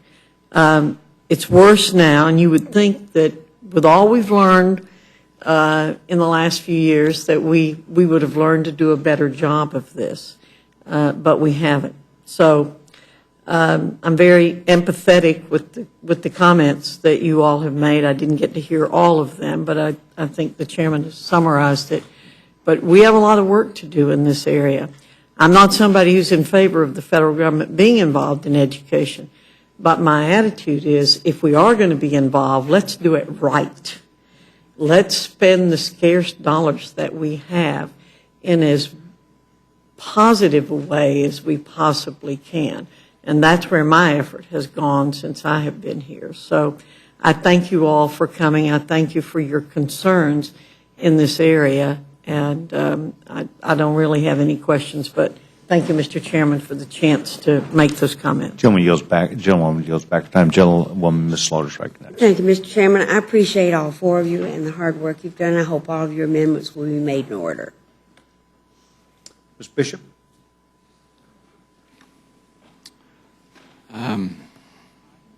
How are you doing today? I'm good. Good. You're just damn lucky this isn't a lands bill here. Let me do rant 2. No, we're going to wait for this. First of all, I appreciate all of you being up here and the presentations that you've made. My problem is I'm a school teacher. That's the big hang up with all of these. So let me just ask a few specific questions. Mr. Rice, did you present your concept or ideas to the committee when this bill went through the committee? No, I did not. Does it meet the cut-go standards that this Congress has implemented? No, I only conceived of this amendment yesterday. I have not gotten a CBO estimate of the cost, although, as I said, there's a $3.7 billion addition to the Treasury with the bill as written. All right. I'm confident it'll use that, and we'll probably need to find some kind of a pay-go or cut-go or whatever you call it. But I doubt it'll cost very much. I doubt it'll have a very significant cost to the Treasury. Okay, thank you. Ms. Davis, the thrust of your amendment is to put findings in the bill, correct? So it does not have any impact on the implementation of whatever finally takes place, one way or the other. Do you have an alternative B of getting this information out if it is not part of this amendment? If the bill passes, Let's assume it passes without this language. You have an alternative B on how you actually get this data out? I suspect that there are ways to do that.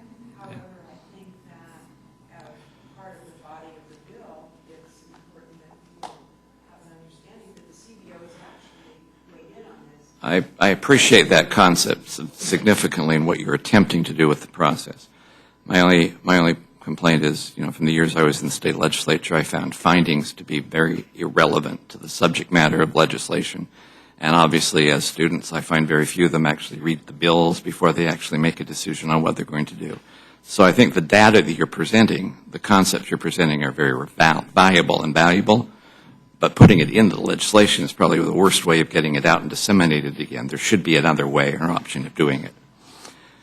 I agree with Ms. Edwards. I agree with most of what my colleagues have said, except Amendment 10, the concept of STEM, simply because it is not the responsibility of Congress to be telling people what they should study or where they should study or giving them an advantage if they do something else. I appreciate the idea of wanting to try and make that transition, but this is not a school board. This is not a board of regents. This is not our purpose.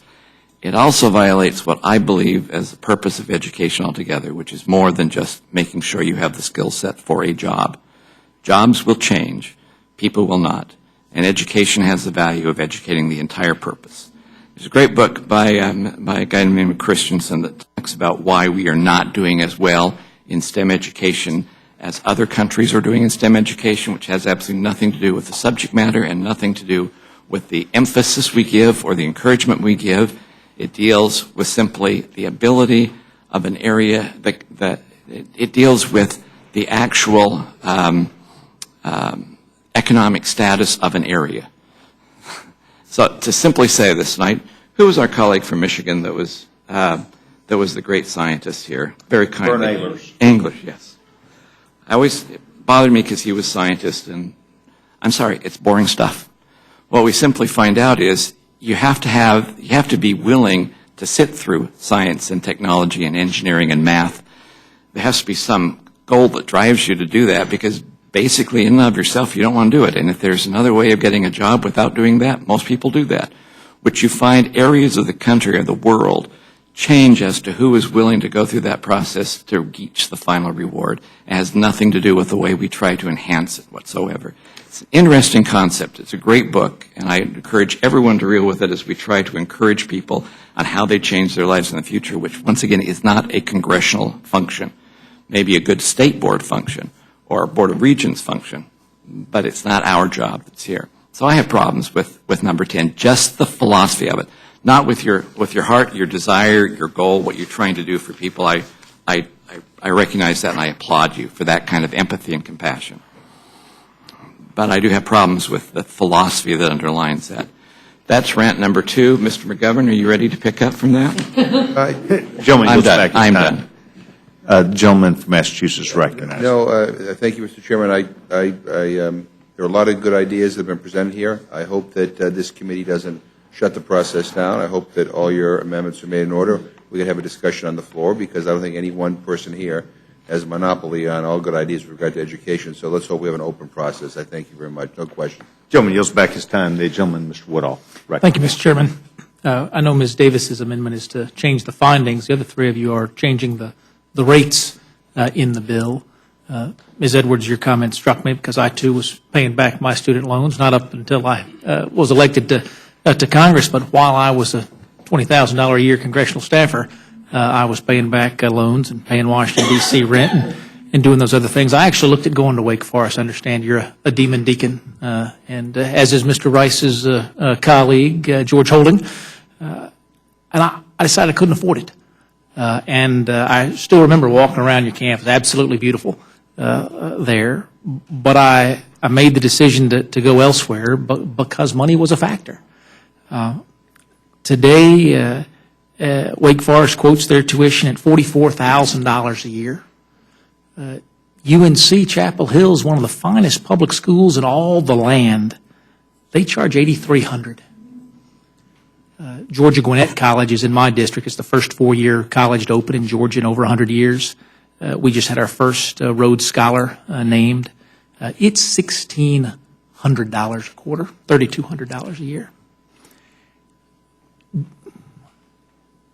I wonder if we are helping our young people by encouraging them to take out $250,000 in loans and graduate with payments that are going to continue until well into their adult life. And I wonder if we don't help those same young people more by encouraging them to go to those local institutions where the dollar value is better, where the value is better. And every time we look at taking the interest rate down a notch, no question, it makes the decision to take out that money easier. It might even make repaying that money easier. But do you share my concern that it's somehow trying to tie in marketplace rates to the marketplace decision? Because no matter how much we protect students from marketplace interest rates, and of course there's no proposal in here that offers students an above marketplace rate, right? Every proposal here gives students an aggressively subsidized rate. They could never take out this kind of unsecured loan in the marketplace. Are you concerned that we are contributing to this student loan bubble with artificially low rates so that folks like yourself end up paying back loans decades into their life? Ms. Edwards? And much more interested in looking at a long-term higher ed reauthorization is because it will enable us to look at those questions and then to begin to tie our strategies and our public policy to try to address some of those. Now, Wake Forest is not for everyone. It was for me. I will also say that of that $45,000 or so tuition, I think that the students who go there, most of them don't have parents who just write a check for them to go to school, and that they put together, as I described, a patchwork of resources to do that. And that you can have, I mean, if we only want school for a higher education for people who have parents who can just write those checks, it'll be to our detriment.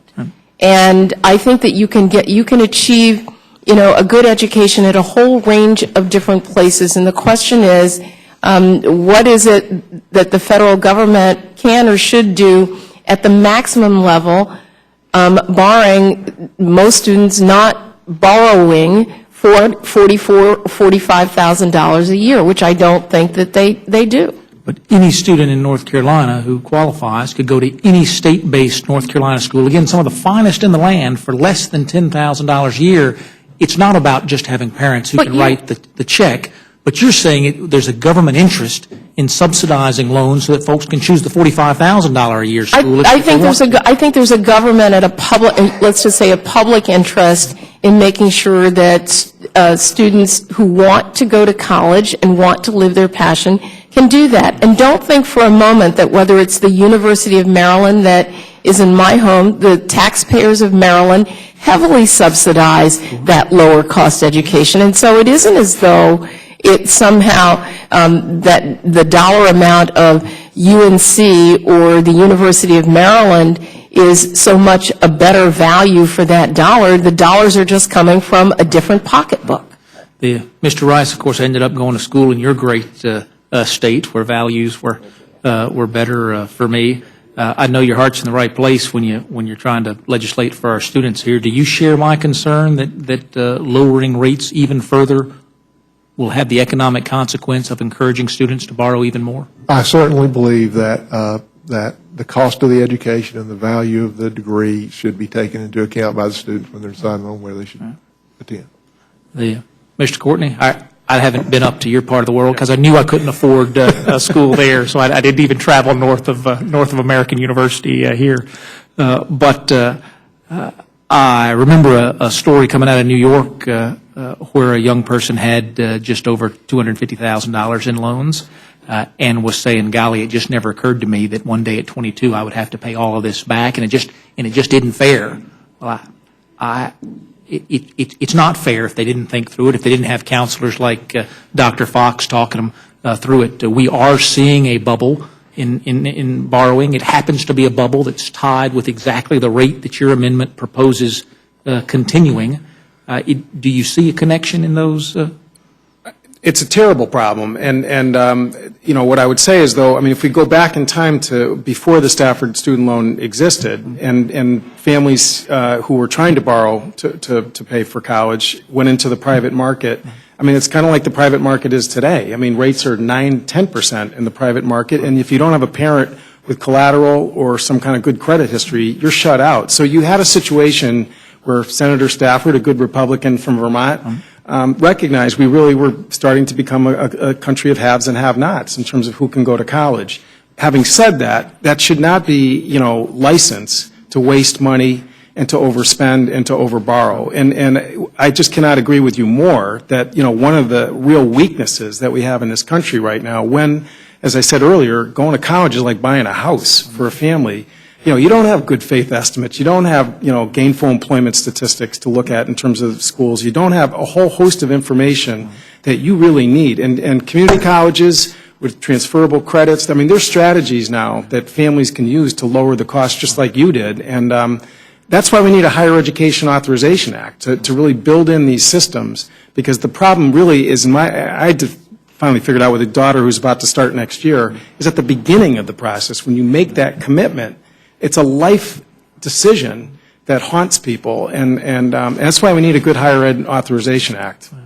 There are a lot of things that divide us, Mr. Chairman, but thinking of Mr. Courtney's words, that's right, in the marketplace, if you're lucky enough to have the collateral, this is going to be a 10% loan, even at record low interest rates today. It's worth noting that everyone in this House is supportive of keeping rates lower for students so that we can enable that education than they'd be able to get in the marketplace. I'm sorry, Mr. President. I'm very attuned to value in education degrees. One of my sons attended Emory University, has a degree in economics, is working at a brewery and loves it. I was choosing between Emory Law School and University of Georgia Law School. Emory was $35,000 and Georgia was $3,500, and I can tell you which choice I made, though I still use the good Republican Stafford loan program to get myself through that. I thank you, Mr. Chairman. I yield back. Gentleman yields back his time. Mr. Polis. I want to thank all of our witnesses for their testimony, and I think there's been a great discussion, and hopefully, Mr. Chair, we'll be able to have a process that includes some floor time and debate on many of these great ideas. And Mr. Courtney brought his amendment in our committee as well, where I supported it. And I hope that there's some common ground we can find on this. T-minus 39 days, facing a doubling of interest rates for many people trying to finance their education, having a tough time doing so. I hope that we have the opportunity to improve this bill and then send this bill on so that we can begin the process for the Senate and the President, hopefully to be concluded in the next 39 days to prevent rates from doubling. I yield back. Gentleman yields back his time. The gentleman, Mr. Nugent yields back. Dr. Burgess. Dr. Burgess does not seek time. Please be advised that we will prepare ourselves in just a few minutes. I'm sure that the committee, gentleman's right. I meant to ask permission to introduce letters from 22 different education groups and campus-based groups in support of my amendment. I just asked that it be admitted to the record. Without objection, if you'll please make them available for the stenographer that's here, put them on that chair, if the gentleman would, and then she'll make sure she gets them. Thank you, Chairman. On behalf of the gentleman, yield just a moment, please. No, I don't have any more questions. I just want to know if Dr. Burgess knows that you do have a 2-rant. There is a 2-rant limit here. You have another rant coming. I'm going to save it and do 3 next time. Okay. Well, I also recognize, gentlemen, that we've not concluded our comp time agreement either, so. Ms. Davis. Mr. Chairman, just for the record, I just wanted to clarify, I'm not looking to change the findings, but just merely to report the findings. I appreciate it, gentlemen. On behalf of the committee, I want to thank all 4 of you for taking time to come to the Rules Committee today. Mr. Rice, for your extended period of time that you were here, I offer my deepest sympathy and apology, but you made up for it. Good. Thank you very much. The witnesses are excused. I see no further member seeking recognition at this time.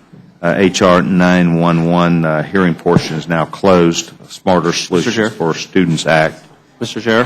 And the gentleman's recognized. I was just presented with some testimony from Ms. Sheila Jackson-Lee that without objection I would like to submit to the record. Without objection, that will be entered into the record. Thank you very much, sir. The committee is now prepared for a motion from the gentleman from Utah.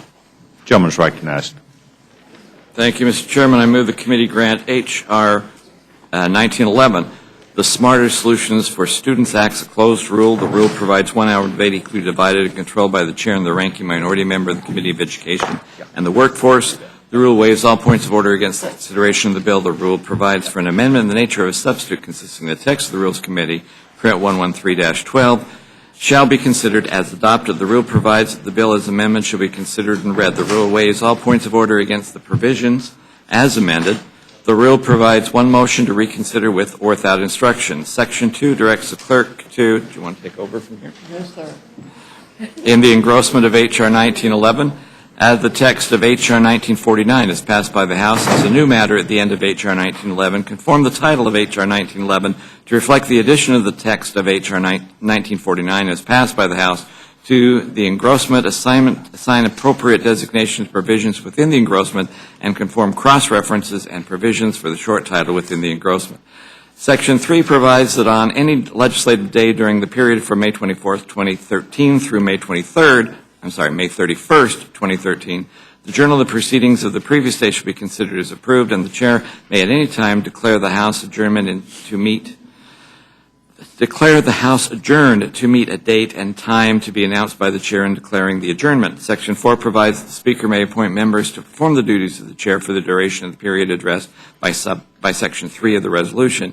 Section 5 provides that the Committee on Appropriations may at any time before 6 p.m. on Wednesday, May 29th, 2013, file a privileged reports to the accompany the measures making appropriations for the fiscal year ending September 30th, 2014. Finally, Section 6 provides that the Committee on Agriculture may at any time before 6 p.m. on Wednesday, May 29th, 2013, file a report to accompany H.R. 1947. You've heard the motion from the gentleman from Utah. Is there any discussion or amendment from members? Gentlewoman's recognized. Thank you, Mr. Chairman. I move the committee grant an open rule. You've now heard the amendment from the gentlewoman from New York seeking an open rule. It is my hope that we will be able to move forward as the rule provides. And is there further discussion? Those in favor of the Slaughter Amendment signify by saying aye. Aye. Those opposed, no. No. Roll call, please. Roll call. Ms. Fox? No. Ms. Fox? No. Mr. Bishop? No. Mr. Bishop? No. Mr. Cole? Mr. Woodall? No. Mr. Woodall? No. Mr. Nugent? Mr. Nugent? No. Mr. Webster? Mr. Webster? No. Ms. Ross-Leitman? Mr. Burgess? No. Mr. Burgess? No. Ms. Slaughter? Aye. Ms. Slaughter, aye. Mr. McGovern? Mr. Hastings? Mr. Polis? Aye. Mr. Polis, aye. Mr. Chairman? No. Mr. Chairman, no. Clerk will report. 2 yeas, 7 nays. The amendment is not agreed to. Further amendment or discussion. Gentleman's recognized. Mr. Chair, I'd like to offer an amendment to the rule. I move the committee make an order and grant the necessary waivers for the following en bloc amendments: Davis number 5, Courtney number 6, Edwards number 9, Edwards number 10, and Miller number 11. Mr. Chair, if I may, I encourage my colleagues to support these amendments en bloc. These are members that I thought made very persuasive cases to us here in their testimony which of course is an important part of our decision-making process. And frankly, they fully convinced me that we should allow their amendments, and I hope they convince my colleagues on the other side of the aisle. I appreciate the gentleman's amendment and his discussion. Does the gentlewoman, Ms. Fox, wish to amplify feelings of the chair and of the majority? Well, the committee received 18 amendments, but all but one of those amendments violated the germaneness rule with Cutco. Further discussion? The vote will now be on the amendment from the gentleman from Colorado. Those in favor signify by saying aye. Aye. Those opposed, no. No. The noes have it. Recorded vote, Mr. Chair. Gentleman requests a recorded vote. Ms. Fox? No. Ms. Fox, no. Mr. Bishop? No. Mr. Bishop, no. Mr. Cole? Mr. Woodall? No. Mr. Woodall, no. Mr. Nugent? No. Mr. Nugent, no. Mr. Webster? No. Mr. Webster, no. Ms. Ross-Leitman? Mr. Burgess? Mr. Burgess, no. Ms. Slaughter? Ms. Slaughter, aye. Mr. McGovern? Mr. Hastings? Mr. Polis? Aye. Mr. Polis, aye. Mr. Chairman? No. Mr. Chairman, no. Clerk will report. 2 yeas, 7 nays. The amendment is not agreed to. Further amendment or discussion? Seeing none at this time, the vote will be on the motion that was made by the gentleman from Utah. Those in favor will signify by saying aye. Aye. Those opposed, no. No. The ayes have it. The ayes have it. Roll call is requested. Ms. Fox? Aye. Ms. Fox, aye. Mr. Bishop? Mr. Bishop, aye. Mr. Cole? Mr. Woodall? Mr. Woodall, aye. Mr. Nugent? Mr. Nugent, aye. Mr. Webster? Mr. Webster, aye. Ms. Ross-Leitman? Mr. Burgess? Mr. Burgess, aye. Ms. Slaughter? No. Ms. Slaughter, no. Mr. McGovern? Mr. Hastings? Mr. Polis? No. Mr. Polis, no. Mr. Chairman? Aye. Mr. Chairman, aye. Clerk will report. 7 yeas, 2 nays. The motion from the gentleman from Utah is agreed to. And Mrs. Fox, Dr. Fox, will be managing this for the Republicans. And Mrs. Slaughter will be on for the minority. We do not expect another meeting of the Rules Committee this week. And as has previously been expressed, it is with great sadness that we missed our fellow colleague, Mr. Cole, who is in Oklahoma, back speaking with families and people who have lost their homes and lives of their community within that congressional district. I appreciated today seeing the bipartisan effort on the floor of a recognition of the lives that have been lost, of the communities that have been torn up, and of an agreement that we will try and work together on that resolution. And I greatly appreciated that expression. And seeing no further business at this time, the committee is done for its week.